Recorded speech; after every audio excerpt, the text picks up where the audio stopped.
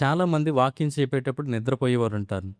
అదేంటో గాని ఇంటికాడ ఏదైనా చిన్న సౌండ్ వస్తేనే వాళ్ళు నిద్రపోలేరు. అటువంటిది మందిరములో మాత్రం పెద్ద పెద్ద సౌండ్ స్పీకర్‌లు పెట్టి, సౌండ్ ఎక్కువగా పెట్టి, దైవజనుడు ఎంత ఎక్కువగా వాక్యమును చెప్పినా కూడా వెనకాల కూర్చొని నిద్రపోయేవారుంటారు.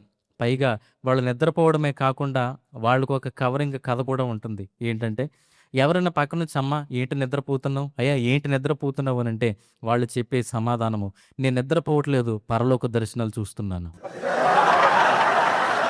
ఇటువంటి విషయాలన్నీ కూడా సంఘములో, వాక్యములో మనం తెలుసుకోవాలి కదా! మనం ఏమి నేర్చుకుంటున్నాం?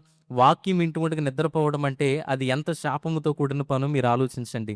అపోస్తుల కార్యముల గ్రంథంలో కూడా అపోస్తలుడైనటువంటి పౌలు వాక్యమును బోధిస్తూ ఉంటే, ఐతుకు అనేటువంటి యవనస్తుడు కిటికీలో కూర్చొని నిద్రపోయి భయంకరమైన శాపాన్ని తెచ్చుకున్నట్లుగా కూడా వాక్యములో కనబడుతుంది. కాబట్టి మనం నిద్రపోవడం వల్ల మనకి శాపం వస్తుంది. మనకు ఆశీర్వాదం రాదు.